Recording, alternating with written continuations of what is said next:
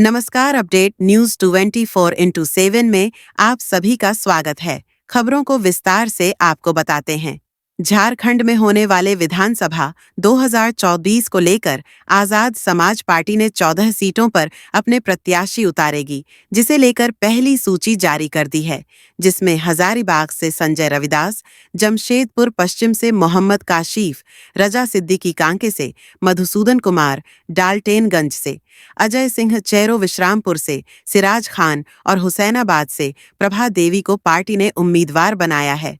इसे लेकर आजाद समाज पार्टी के प्रदेश अध्यक्ष सह जमशेदपुर पश्चिम के प्रत्याशी मोहम्मद काशिफ रजा सिद्दीकी ने बताया कि पार्टी का यह पहले चुनाव है। उनकी मुख्य मुद्दा है कि 24 वर्षों में झारखंड की जो स्थिति है जनता के बीच ले जाएंगे। उन्होंने कहा कि इन 24 वर्षों में सभी शासित पार्टियों ने यहाँ के दलित आदिवासी अल्पसंख्यक मजदूरों को ठगा है। इसके अलावा पलायन उनकी अहम मुद्दा है। इन्हीं सब बातों को जनता के बीच जाकर अवगत कराएंगे और जागरूक करेंगे कि इतने वर्षों तक इन पार्टियों ने जनता को बरगलाया है और राज्य को लूटा है, लेकिन आजाद समाज पार्टी राज्य और जनता की विकास के लिए कार्य करेगी। आइए जानते हैं और अधिक विस्तार से। जी बताइए। सबसे पहले आप पत्रकार महोदयों का बहुत बहुत शुक्रिया। जय भीम, जय संविधान, जय भारत, जोहार, आदाब। आज के प्रेस कॉन्फ्रेंस कुछ मुद्दों को लेकर है। पहला मुद्दा ये है कि झारखंड में आज़ाद समाज पार्टी कांशीराम ने पहली सूची जारी की राष्ट्रीय अध्यक्ष चंद्रशेखर आज़ाद साहब के द्वारा, जिस सूची पे हमने 6 लोगों की घोषणा पहले की है, जो 6 उम्मीदवार हमारे हैं। उसमें पलामू प्रमंडल से 3 लोग, जिसमें से एक एससी महिला, एससी समाज से आने वाली महिला प्रभा देवी जी को हमने जनरल सीट पर हुसैनाबाद में घोषित किया, उम्मीदवार घोषित किया। सिराज खान जी विश्रामपुर से लड़ेंगे चुनाव और 78 साल की आज़ादी के बाद पहली बार डाल्टनगंज सीट से किसी आदिवासी समाज को नीलांबर पीताम्बर जो हमारे आदर्श हैं, महापुरुष हैं, उनके समाज से आने वाले उनके बच्चे अजय सिंह चेरो को हमने वहाँ से उम्मीदवार बनाया है, जो रिसर्च स्कॉलर है जेएनयू के। इसके साथ ही साथ हजारीबाग से प्रदेश अध्यक्ष संजय रविदास जी, जो प्रदेश अध्यक्ष भीम आर्मी के, उनको हमने उम्मीदवार बनाया है। एक कांके की रिजर्व सीट है रांची की कांके में, तो उसमें मधुसूदन साहब को हमने उम्मीदवार बनाया है, जो प्रदेश के वरीय महासचिव हैं आज़ाद समाज पार्टी के, और मैं खुद प्रदेश अध्यक्ष काशिफ रजा जमशेदपुर पश्चिम से उम्मीदवार हूँ। किन मुद्दों को लेकर आप लोग? मुद्दे साहब ये हैं कि झारखंड के इन 24 सालों में यहाँ के दलित समाज, आदिवासी, पिछड़े, मुसलमान, जो कमीरी कौम है, यहाँ पर जो किसान है, जो मजदूर कौम है, इनको जिन लोगों को इन्होंने वोट दिया, ये सारे लोगों ने, जो पॉलिटिकल पार्टी यहाँ रही है, राजनीतिक दल रहा है, वो भाजपा हो, कांग्रेस हो, जेएमएम हो, आजसू हो, इन सब लोगों ने यहाँ छलने का काम किया यहाँ के समाज को, आदिवासियों को, दलितों को, पिछड़ों को, मुसलमानों को।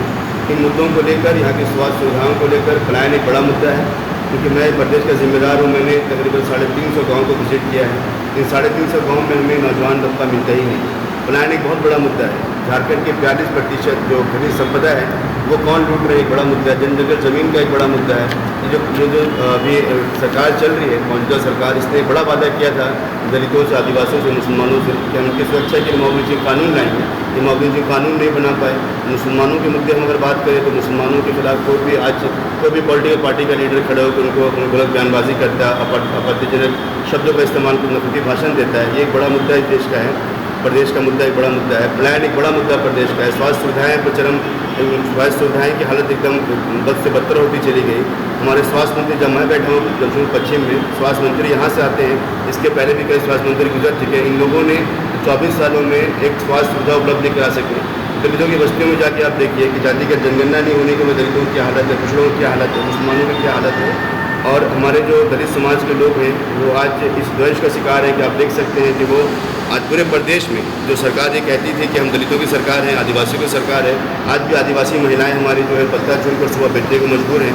आज भी जो पूरा जो लेबर फोर्स है, किसी घर अगर आप बनाते हैं तो लेबर फोर्स जो इस्तेमाल किया जाता है, दलित महिलाएँ होती हैं, हमारे आदिवासी बच्चे इस्तेमाल किए जा रहे हैं उसमें, वो मजदूर बने बैठे हैं। तो 24 सालों में जिन्होंने आदिवासियत के नाम पे वोट लिया, दलित समाज को उत्थान के नाम पे वोट लिया, मुसलमानों के नाम पे वोट लिया और अलग अलग समाज के नाम पे वोट लिया, इन सब में सारे समाज को हाशिए पे खड़ा कर दिया गया और उन समाज का न विकास हुआ, न उनकी उन्नति हुई और हमारे बच्चे नौजवान इस प्रदेश से पलायन कर चुके हैं। ये बड़े इन मुद्दों पर चुनाव लड़ रहे हैं। सभी पार्टियां लगभग यही बात बोलती है, आप पे क्यों विश्वास करें? साहब, सारी पार्टियों को लोगों ने देख लिया, हम तो पहली बार चुनाव लड़ रहे हैं, क्योंकि हमारे पास हमारे जो आदर्श है, काशीराम साहब आदर्श है, बाबा साहब अम्बेडकर आदर्श है, वाइस फरीदी हमारे आदर्श हैं, और इस देश के सबसे बड़े बहुजनों के नेता चंद्रशेखर आज़ाद आदर्श हैं।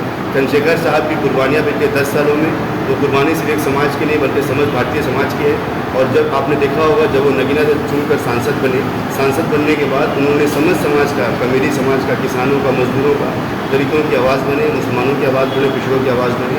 और उन्होंने पिछले 4 महीने में जितने मुद्दे उठाए, उन मुद्दों को झारखंड, भारत के इतिहास में किसी ने नहीं उठाया। इस बात की ज़मानत है, क्योंकि हमारे वो आदर्श हैं। भीम आर्मी अभी तक तो हमने पंचायत में चुनाव भी नहीं लड़ा, पहली बार चुनाव लड़ रहे हैं। जिन लोगों ने चुनाव लड़ा, उन लोगों ने जो वादे किए, वादे खिलाफी की और वादे को पूरा नहीं कर पाए।